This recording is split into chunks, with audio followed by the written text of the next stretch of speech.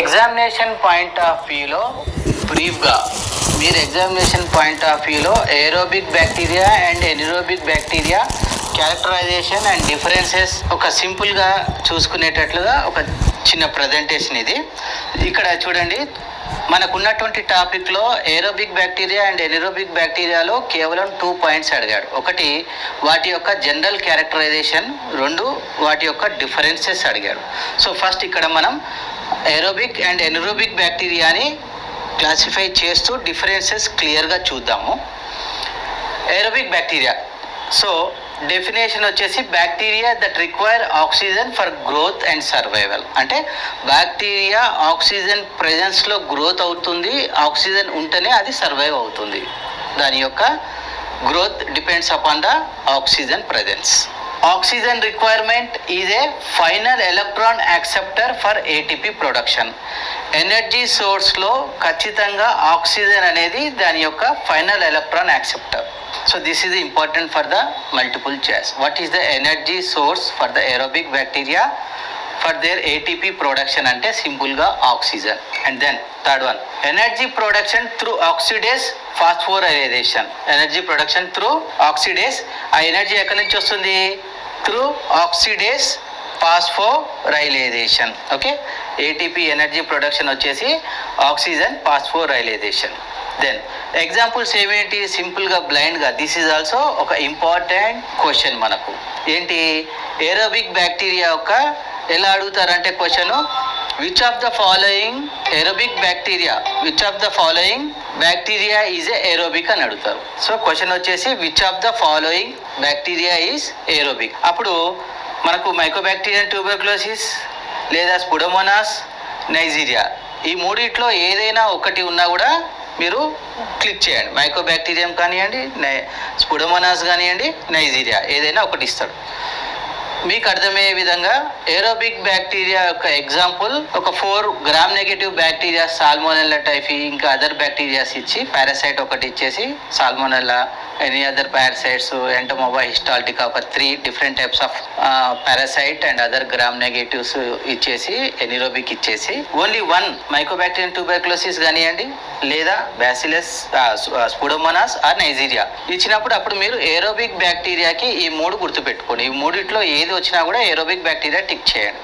This is also very important question for your examination. Okay, aerobic bacteria నుంచి మీకు ఐడెంటిఫికేషన్లో ఒకటి వస్తుంది. అండ్ దెన్ కల్చర్ మెథడ్స్లో ఏ టైప్ ఆఫ్ మీడియా యూజ్ చేస్తాం అనేది కూడా ఒక క్వశ్చన్ వస్తుంది. Then coming to the anaerobic bacteria. Anaerobic bacteria ఏంటి? Bacteria that do not require oxygen. Oxygen can be toxic. Oxygen ఉంది అంటే అది డిస్ట్రాయ్ అయిపోతుంది. So it leaves in absence of the oxygen. Aerobic వచ్చేసి it leaves in presence of the oxygen. Then oxygen requirement absent or detrimental uses fermentation or anaerobic respiration. Anaerobic respiration oxygen requirement అవసరం లేదు. Oxygen లేకుండా anaerobic respiration చేసుకుంటుంది. Energy production will be from the alternative electron acceptors or fermentation పద్ధతిలో energy source product చేసుకుంటుంది. Examples ఏమేంటి? Clostridium, బ్యాక్టీరియాయిడ్స్ and Actinomyces. ఈ 3 బాగా గుర్తుపెట్టుకొని మీరు మనకి ఎగ్జామినేషన్ పాయింట్ ఆఫ్ లో what is which one of the following is example for anaerobic bacteria అని అడుగుతారు. సో అప్పుడు మీరు ఈ మూడిట్లో క్లోస్ట్రీడియం అండ్ బ్యాక్టీరియాయిడ్స్ అండ్ యాక్టినోమైసిస్లో ఇఫ్ ఎనీవన్ మీకు అందులో ఇచ్చినటువంటి ఆప్షన్స్లో ఈ మూడిట్లో ఏది ఒకటి ఉన్నా కూడా you can mark the answer out of this 3.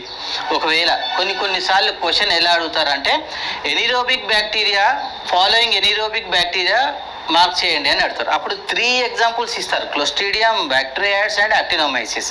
All of the above అంటారు. Then all of the above, ఈ 3 ఉండి కింద ఆల్ ఆఫ్ ద ఎబోవ్ అంటే all of the above mark చేయండి. Then you will be right answer.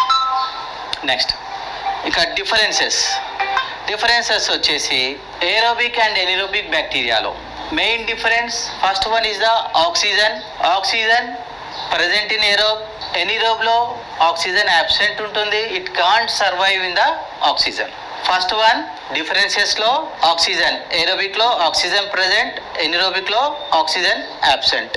Then energy production.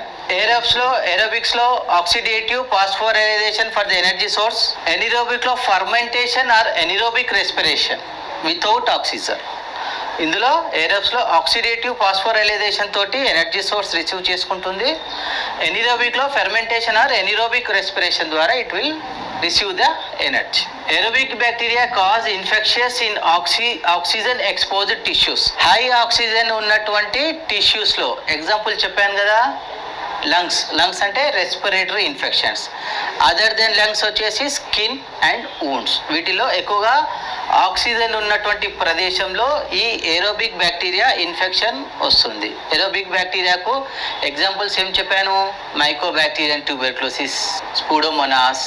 And then anaerobic bacteria, it is a common in deep tissue infections, abscess and oxygen poor areas like gut, gastrointestinal infections. వీటి నుంచి anaerobic bacteria మనకు infection అయ్యే అవకాశం ఉంటుంది. ఇవి కాక ఇంకా డిఫరెన్సెస్లో మెయిన్గా కల్చర్ మీడియాలో మనం యూటిలైజ్ చేసేటటువంటిది nutrient agar and blood agar medium aerobic బ్యాక్టీరియాకి. దెన్ ఎనిరోబిక్ బ్యాక్టీరియాకి వచ్చేసి బ్రాత్లో వచ్చేసి థయోగ్లైకోలేట్ బ్రాత్ అండ్ మీడియాలో వచ్చేసి Robertson cooked meat medium. Then biochemical identification test ఉన్నాయి, ఆక్సిడేస్ అండ్ క్యాటలైజ్ టెస్ట్. వాటి రిజల్ట్ ఆధారంగా మనం వాటిని గుర్తించవచ్చు. అండ్ దెన్ డిఫరెన్షియేషన్ వచ్చేసి Gram staining and Gram positive, Gram negative అందులో. So these are the major differences for aerobic bacteria and anaerobic bacteria with there characterisation. So ఈ topic మీకు చాలా క్లియర్గా అర్థమైంది అనుకుంటున్నాను. ఎందుకంటే ఇందులో ఓవరాల్గా మనకు తెలుసుకోవాల్సిన ముఖ్యమైన అంశాలు కేవలం ఒక 5 పాయింట్లు మాత్రమే ఉన్నాయండి. ఫస్ట్ వన్ వచ్చేసి మీరు ఏరోబిక్ బ్యాక్టీరియా అంటే ఏంటి, ఎనిరోబిక్ బ్యాక్టీరియా అంటే ఏంటి అనేది మీరు గుర్తుపెట్టుకోండి. ఏరోబిక్ అంటే in presence of air, anaerobic అంటే it leaves in absence of the air. Then వాటికి ఉన్న క్యారెక్టరిస్టిక్స్లో మనకు ఏరోబిక్ బ్యాక్టీరియా ఎక్కువగా ఏ ప్రదేశాలలో ఎక్కడ ఇన్ఫెక్షన్ జరుగుతుంది అంటే ఏరోబిక్ బ్యాక్టీరియా ఏంటి పేరులోనే ఉంది, it's presence in the air. అంటే మన బాడీలో ఎయిర్ ఎక్కడ ఉంటుంది, ఎక్కువగా ఎయిర్ కాంటెంట్ ఉన్నటువంటి ప్రదేశం, ఆక్సిజన్ ఉన్నటువంటి ప్రదేశము, అవి లంగ్స్. రెస్పిరేటరీ ఇన్ఫెక్షన్స్ ఎక్కువగా వచ్చే అవకాశం ఉంటుంది. ఎనిరోబిక్ అంటే డీప్ కట్స్ కానివ్వండి, యాబ్సెస్లో కానివ్వండి, లేదా మనకు అండ్ దెన్ ఎనిరోబిక్ కండిషన్స్ వచ్చేసి deep cuts, abscess and gut conditions, GIT కండిషన్స్లో మనకు ఇన్ఫెక్షన్ వస్తుంది. ఓకే, ఇది థర్డ్. ఫోర్త్ వన్ వచ్చేసి ఏ టైప్ ఆఫ్ మీడియా, ఏరోబిక్కి ఏ టైప్ ఆఫ్ మీడియా, ఎనిరోబిక్కి ఏ టైప్ ఆఫ్ మీడియా. ఏరోబిక్కి nutrient agar and blood agar. ఎనిరోబిక్కి బ్రాత్ వచ్చేసి థయోగ్లైకోలేట్ బ్రాత్ అండ్ ఎనిరోబిక్కి వచ్చేసి థయోగ్లైకోలేట్ బ్రాత్ అండ్ మీడియా వచ్చేసి Robertson cooked meat medium. Then energy sources. ఈ 5 పాయింట్లు మీరు గుర్తుపెట్టుకుంటే మీకు ఎగ్జామినేషన్లో ఈ ఏరోబిక్ క్యారెక్టరైజేషన్ టాపిక్ నుంచి వచ్చే క్వశ్చన్స్ మీరు అవుట్ ఆఫ్ 1 కానివ్వండి, 2 క్వశ్చన్స్ కానివ్వండి, 3 క్వశ్చన్స్ కానివ్వండి, you will get 100% marks. Okay, thank you. Clinical మైక్రోబయాలజీలో చాప్టర్ 2 యూనిట్ 2 బ్యాక్టీరియాలజీలో మనం different types of aerobic, anaerobic type characterization and differences in between aerobic and anaerobic bacteria గురించి ప్రీవియస్ క్లాస్లో చూసాము. ఇప్పుడు Albert staining and staining procedure మరియు ఆ స్టెయినింగ్కి కావాల్సినటువంటి రియేజెంట్ ప్రిపరేషన్ ఈ టాపిక్లో చూద్దాము. చాలా ఈజీ అండి ఇది. ఈ Albert staining procedure and Albert staining reagents prepare చేయటం చాలా ఈజీ. ఇది ఆల్బర్ట్ స్టెయినింగ్ అనేది కార్నిబ్యాక్టీరియంని ఐడెంటిఫై చేయడానికి చేసేటటువంటి స్టెయినింగ్ ప్రొసీజర్. కార్నిబ్యాక్టీరియం అంటే ఏ డిసీజ్ కాజ్ చేస్తుంది, జనరల్గా మనం డిప్తీరియా అంటాం, పేరులోనే ఉంటుంది కార్నిబ్యాక్టీరియం డిప్తీరియా. ఈ కార్నిబ్యాక్టీరియం డిప్తీరియా అనేది ఇది ఏరోబిక్ బ్యాక్టీరియా. కార్నిబ్యాక్టీరియం డిప్తీరియా అనే వ్యాధిని కలుగజేసేటటువంటి బ్యాక్టీరియా, ఏరోబిక్ బ్యాక్టీరియా. ఈ డిప్తీరియాని తెలుగులో డిప్తీరియాని ఏమంటారంటే అంగుడు వ్యాపి వ్యాధి అంటారు. అంగుడు వ్యాపి వ్యాధి అంటే ఈ థ్రోట్ ఎక్కడైతే ఉంటుందో ఈ థ్రోట్ మొత్తం కూడా లోపల ఇన్ఫెక్షన్ జరిగి సలైవరీ గ్లాండ్స్ దగ్గరలో స్వెల్లింగ్ వచ్చేసి కంటిన్యూస్గా కఫింగ్ వస్తూ ఉంటుంది. కంటిన్యూస్గా ఫారెంజైటిస్ అంటాం కదా మనం, ఫారెంజైటిస్, దాంతోపాటు ఫీవరు అండ్ ఈ నెక్ రీజియన్ మొత్తంలో కూడా బాగా స్వెల్లింగ్ వస్తుంది ఈ యొక్క కార్నిబ్యాక్టీరియం డిప్తీరియా యొక్క ఇన్ఫెక్షన్ తోటి. సో దీన్ని తెలుగులో అంగుడు వ్యాపు వ్యాధి అంటారు. అంటే స్వెల్లింగ్ అంగుడు వ్యాపి థ్రోట్లో ఉండడం. డిప్తీరియా, కార్నిబ్యాక్టీరియం డిప్తీరియా అనే బ్యాక్టీరియాని ఐడెంటిఫై చేయటానికి ఆల్బర్ట్ స్టెయిన్ చేస్తాం. Okay, is it clear friends? Albert stain నుంచి ఒక MCQ question, multiple choice question వస్తుంది. లాస్ట్లో చెప్తాను నేను. అది చాలా సింపుల్ ప్రొసీజర్. మనకు చాప్టర్ 2 బ్యాక్టీరియాలజీ నుంచి 3 types of staining procedures, 3 types of staining reagent preparations కూడా అడిగారు. ప్రీవియస్ క్లాస్లో నేను మీకు గ్రామ్ స్టెయినింగ్ రియేజెంట్ ప్రొసీజర్ మరియు గ్రామ్ స్టెయినింగ్ యొక్క staining procedure and result interpretation and ఆ గ్రామ్ స్టెయినింగ్ నుంచి వచ్చేటటువంటి మల్టిపుల్ చాయిస్ క్వశ్చన్స్ అన్నీ కూడా క్లియర్గా చెప్పాను. అలాగే స్టెయినింగ్ ప్రొసీజర్స్లో acid fast bacillus, mycobacterium tuberculosis, Ziehl Neelsen staining, acid fast bacillus staining గురించి కూడా రియేజెంట్ ప్రిపరేషన్ మరియు staining procedure and result interpretation. మనకు ఫైనల్గా స్టెయినింగ్ చేసిన తర్వాత మైక్రోస్కోపీలో గ్రామ్ స్టెయిన్ కానివ్వండి, acid fast bacillus staining result positive ఎలా గుర్తిస్తామో, నెగటివ్ ఎలా గుర్తిస్తాము అనేది నేను మీకు ప్రీవియస్ స్లైడ్స్లో చెప్పాను. మీరు Gram staining procedure and AFB procedure or Ziehl Neelsen staining procedure class చూస్తే మీకు అర్థమవుతుంది. అలాగే వాటితో పాటు మనకు బ్యాక్టీరియాలజీలో ఇచ్చినటువంటి థర్డ్ టాపిక్ వచ్చేసి ఆల్బర్ట్ స్టెయిన్. ఈ ఆల్బర్ట్ స్టెయిన్ ఎందుకు ఉపయోగిస్తామంటే కార్నిబ్యాక్టీరియం డిప్తీరియా అనేటువంటి ఏరోబిక్ బ్యాక్టీరియాని గుర్తించడానికి ఈ స్టెయినింగ్ చేస్తాం. మరి ఈ కార్నిబ్యాక్టీరియం డిప్తీరియాని తెలుగులో ఏమంటారు? అంగుడు వ్యాపి వ్యాధి. నాకు తెలిసినంత వరకు, నాకున్నటువంటి నాలెడ్జ్లో దీన్ని తెలుగులో అంగుడు వ్యాపి వ్యాధి అంటారు. అంటే చాలా వరకు వీడియో చూస్తున్నటువంటి విద్యార్థులు చాలా వరకు కూడా గ్రామీణ స్థాయి నుంచి డిఫరెంట్ టైప్స్ ఆఫ్, మనకు ఆల్రెడీ వర్కింగ్ చేసే వాళ్ళు ఉన్నారు, హయ్యర్ ఎడ్యుకేషన్ చేసిన వాళ్ళు ఉన్నారు, ఇందులో బీఎస్సీ మైక్రోబయాలజీ కంప్లీట్ అయిన వాళ్ళు ఉన్నారు, ఎంఎస్సీ మైక్రోబయాలజీ కంప్లీట్ అయిన వాళ్ళు ఉన్నారు ఇందులో, అండ్ దెన్ డిఎంఎల్టీ కంప్లీట్ అయిన వాళ్ళు ఉన్నారు, అండ్ వొకేషనల్ ట్రైనింగ్ చేసిన వాళ్ళు ఉన్నారు. ముఖ్యంగా కరోనా లాంటి సమయంలో 2020, 2021, 2022లో చాలామందికి మనం కాలేజీకి వెళ్ళకుండా ఎగ్జామ్స్ అటెంప్ట్ కాకుండా ఇంటర్మీడియట్లో పాస్ అయిన వాళ్ళు చాలామంది ఉన్నారు. డిగ్రీలో ఉన్నారు, 10th ఉన్నారు, ఇంటర్లో ఉన్నారు. అలాగే 10th పాస్ అయిన వాళ్ళు ఇంటర్లోకి వచ్చిన తర్వాత ఇంటర్మీడియట్ ఏదైతే అప్పుడు ఆ టైంలో మనం ఎంఎల్టీ చదువుకునే వాళ్ళు, బీఎస్సీ మైక్రోబయాలజీ చదువుకునే వాళ్ళు, కొన్ని సబ్జెక్ట్స్ మనకు మిస్ అయిపోయి ఉంటాయి. మనం ఎగ్జామ్స్ అటెండ్ మనం కాలేకపోయినా కూడా చాలామంది మనం పాస్ అయిపోయినాం. ముఖ్యంగా ఈ విషయం నేను మీకు ఎందుకు చెప్తున్నానంటే, ఈ యొక్క స్టెయినింగ్ గురించి, స్టెయినింగ్కి మనం ఐడెంటిఫై చేసేటటువంటి బ్యాక్టీరియా యొక్క పేరు మరియు అది ఎందుకు వస్తుంది, వాటి యొక్క సిమ్టమ్స్ ఏది మీకు చెప్పడానికి కారణం ఏంటంటే, ఈ విషయం గురించి లోతుగా ప్రతి ఒక్కరికి తెలియకపోవచ్చు. ఎందుకంటే ఈ బీఎస్సీ మైక్రోబయాలజీ, మీరు ఎంఎస్సీ మైక్రోబయాలజీ చేసుకున్నవారు, మీరు బుక్స్ రిఫరెన్స్ చేసుకొని మీరు చదువుకొని వీటి గురించి మీకు ఐడియా ఉండొచ్చు. కానీ మీతో పాటు చాలామంది విద్యార్థులు ఇందులో ఉన్నారు.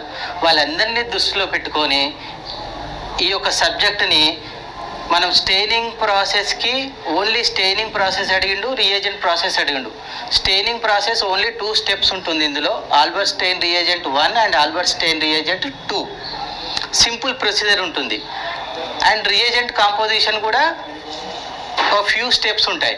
నేను కేవలం ఆ యొక్క స్టెయినింగ్ ప్రొసీజర్ అండ్ దాని మార్ఫాలజీ నేను చెప్పేస్తే ఎవరైతే మనకు ఈ బ్యాక్గ్రౌండ్లో ఉన్నటువంటి విద్యార్థులు చాలామంది తెలుగు మీడియం నుంచి వచ్చిన వారు కానివ్వండి, లేదా ఈ సబ్జెక్ట్ గురించి అవగాహన లేని వారు కానివ్వండి, వారికి అర్థం కాదు. వారి కోసం నేను కొంచెం ఈ యొక్క ఆల్బర్ట్ స్టెయిన్ గురించి, ఆ బ్యాక్టీరియా గురించి చెప్పడం జరుగుతుంది. మీరందరూ కూడా ఈ నేను ఏదైతే చెప్తున్నానో మీరు అర్థం చేసుకోవాలి, ఓకేనా? ఎందుకంటే ఈ సబ్జెక్ట్ అందరికీ, క్లాస్ విన్నవారికి అందరికి కూడా ఆల్బర్ట్ స్టెయిన్ అనగానే ఆల్బర్ట్ స్టెయిన్కి సంబంధించినటువంటి కార్నిబ్యాక్టీరియం డిప్థీరియా మరియు కార్నిబ్యాక్టీరియం మైక్రోస్కోపీలో ఎలా కనపడుతుంది అనేది ఫిక్స్ కావాలి. అందుకని మీకు మంచిగా అర్థం కావటానికి, మీకు ఈజీగా గుర్తుకుంచుకోవటానికి చెప్పే ప్రయత్నమే ఇది. అందరూ అర్థం చేసుకోవాలి. సో ఈ ఆల్బర్ట్ స్టెయిన్ ముఖ్యంగా కార్నిబ్యాక్టీరియం డిప్థీరియాని ఐడెంటిఫై చేయడానికి మనం చేస్తాం. కార్నిబ్యాక్టీరియం డిప్థీరియా అనేది ఏరోబిక్ బ్యాక్టీరియా. ఇది Gram positive bacteria, non motile bacteria, అంటే ఒక కదలిక లేనటువంటి బ్యాక్టీరియా. స్టెయినింగ్లో non motile bacteria, Gram positive bacteria. And దీని యొక్క సైజ్ వచ్చేసి 1.5 to 8 micrometres centimetres in length ఉంటుంది. 1.5 to 8.0 మైక్రోమీటర్స్ ఇన్ లెంత్. అలాగే దీని యొక్క అపీరెన్స్, మైక్రోస్కోప్లో దీని యొక్క అపీరెన్స్ ఎలా ఉంటుందంటే, మనం చెప్పుకున్నాగా ప్రీవియస్లీ బ్యాక్టీరియా వచ్చేసి కొన్ని స్పెరికల్ షేప్లో ఉంటాయి, కొన్ని రాడ్ షేప్లో ఉంటాయి, కొన్ని స్పైరోచిట్స్లో ఉంటాయి, కొన్ని స్లెండర్గా ఉంటాయి. బట్ ఈ ఆల్బర్ట్ స్టెయిన్కి వచ్చేసి కార్నిబ్యాక్టీరియం డిప్థీరియా వచ్చేసి ఇవి slender and rod shaped bacteria, slender and rod shaped bacteria ఈ షేప్లో ఉంటుంది. సో ఇక మనం ఈ ఆల్బర్ట్ స్టెయినింగ్ ప్రొసీజర్లోకి వద్దాం. సో ఈ Albert staining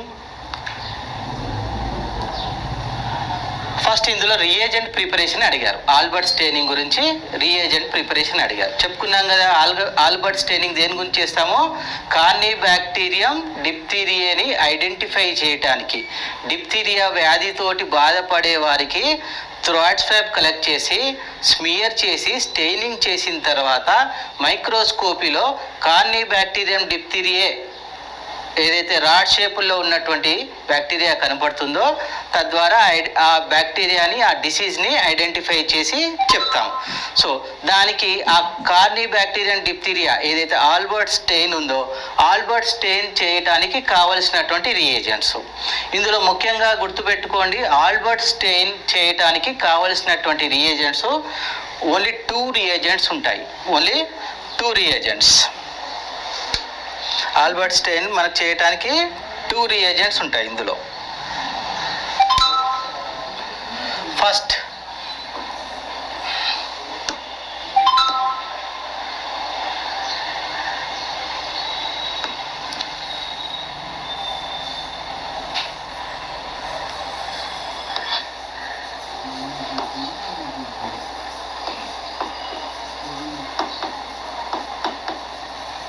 Albert staining reagent procedure, reagent preparation.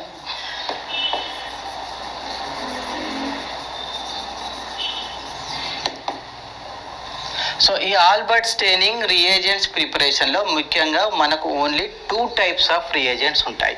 అందులో Albert stain 1, Albert stain 1, then Albert Stein 2, Albert Stein 1 and Albert Stein 2.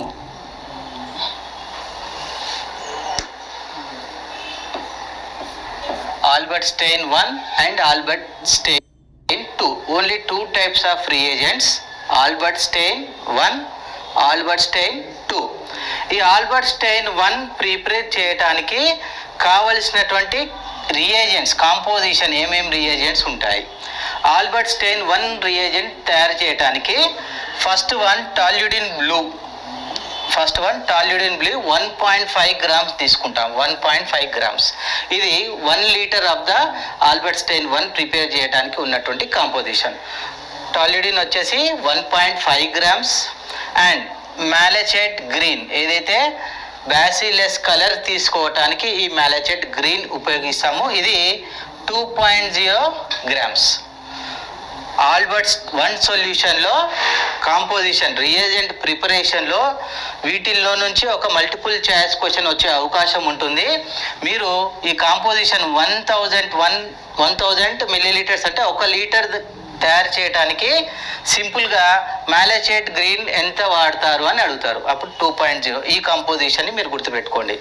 Albert stain సొల్యూషన్లో టాల్యూడిన్ బ్లూ 1.5 గ్రామ్స్ యూజ్ చేస్తాము and then malachite green 2.0 means 2 grams use చేస్తాము and glacial acetic acid వచ్చేసి 900 ml.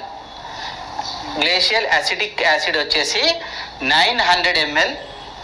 Then 95% ethyl alcohol వచ్చేసి 20 ml. Distil water వచ్చేసి 1000 ml. So టాల్యూడిన్ blue వచ్చేసి 1.5 gram, మ్యాలచైట్ grain వచ్చేసి 2 gram, మ్యాలచైట్ green వచ్చేసి 2 gram, glacial acidic acid వచ్చేసి 900 ml, 95% ethyl alcohol వచ్చేసి 20 ml and distil water 1000 ml. ఇవి అండ్ ఆల్బర్ట్ 2 సొల్యూషన్లో అయోడిన్ వచ్చేసి 6 గ్రామ్స్, పొటాషియం అయోడిన్ వచ్చేసి 9 grams and distil water for 10 ml.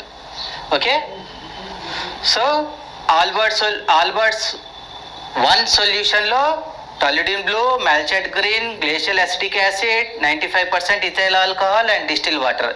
ఈ ఇంగ్రీడియంట్స్ అన్నీ కూడా ఒక రౌండ్ బాటమ్ ఫ్లాస్క్లో మనం మొదటగా ఈ toluidine blue and malachite green ఇవి యాడ్ చేసి తర్వాత glacial acetic acid and ethyl alcohol then followed by the distil water. అప్పుడు మనకు ఈ ఆల్బర్ట్స్ 1 సొల్యూషన్ రెడీ అవుతుంది. Then by mixing of this iodine solution మరియు పొటాషియం అయోడిన్ 9 గ్రామ్స్ యాడ్ చేసి డైరెక్ట్గా 10 ml యాడ్ చేయటం వల్ల మిక్చర్ డిజాల్వ్ చేసి ప్రిజర్వ్ ఇట్.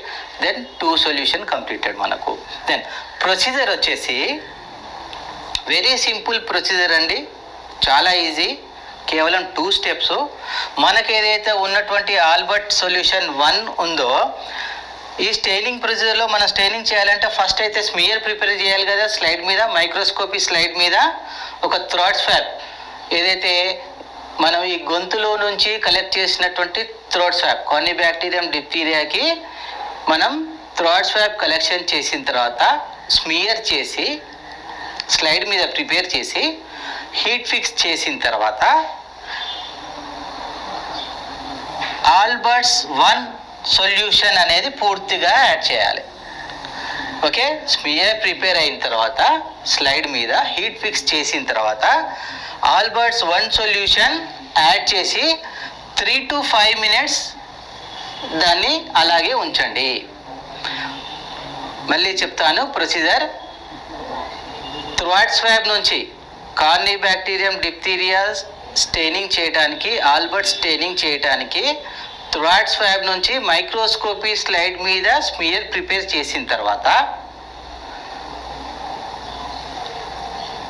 హీట్ ఫిక్స్ చేసి ఆల్బర్ట్స్ 1 సొల్యూషన్ పూర్తిగా ఆ స్మియర్ మొత్తం కూడా కవర్ అయ్యేటట్లు ఆ సొల్యూషన్ని యాడ్ చేయండి. చేసిన తర్వాత 3 to 5 minutes లీవ్ ఇట్, అలాగే ఉంచండి.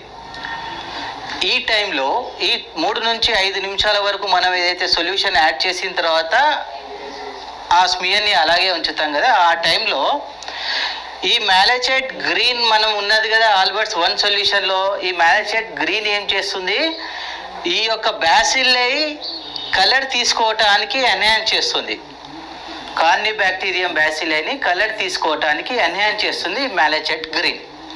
దెన్ టాల్యూడిన్ బ్లూ ఉంది కదా, టాల్యూడిన్ బ్లూ ఏం చేస్తుంది, ఈ వాల్యూటిన్ గ్రాన్యూల్స్ మెటాక్రోమాటికల్లీ ఈ బ్లూయిష్ బ్లాక్ కలర్ తీసుకోవడానికి ఉపయోగపడుతుంది.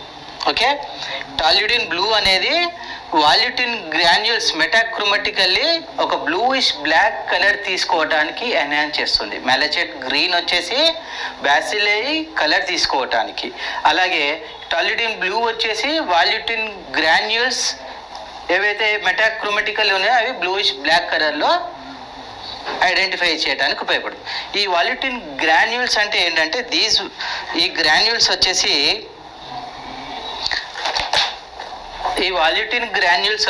These volutin granules these are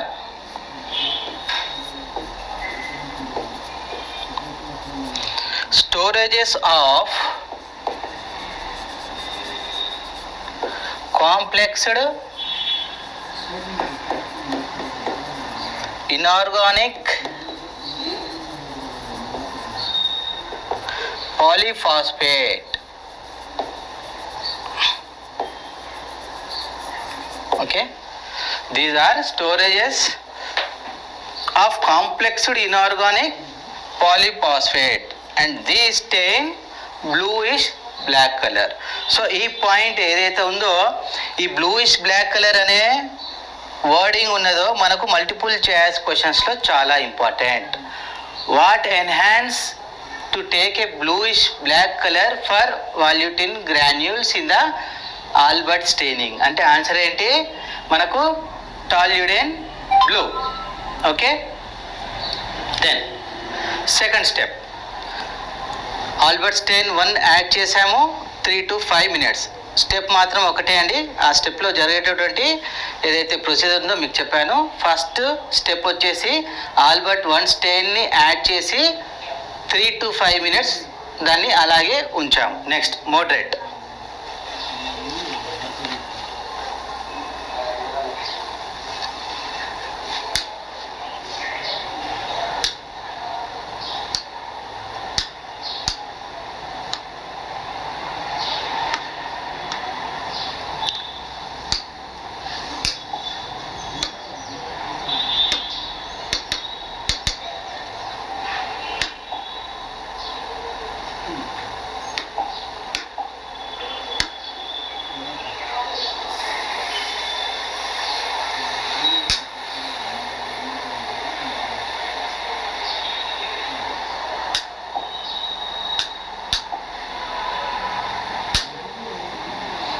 Shiva sir ఇదేది పోట్లేదు, ఇది చూసాను సార్. అది మీరు ఆగినప్పుడు ఇది పార్ట్ చేయండి, ఓపెన్ చేసుకోవాలనే మళ్ళీ continue.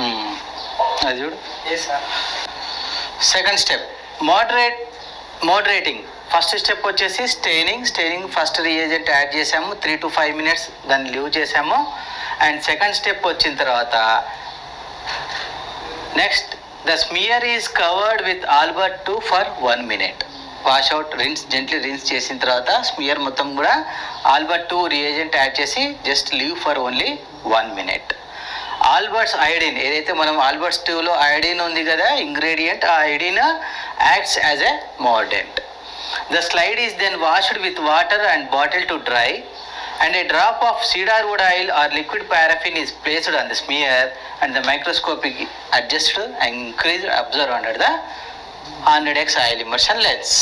Okay, simple. Okay, 2 steps staining. First Albert's reagent 1 add చేయాలి, 3 to 5 minutes లీవ్ చేయండి. నెక్స్ట్ ఆల్బర్ట్స్ 2 రియేజెంట్ యాడ్ చేయండి, ఓన్లీ 1 minute ఉంచండి.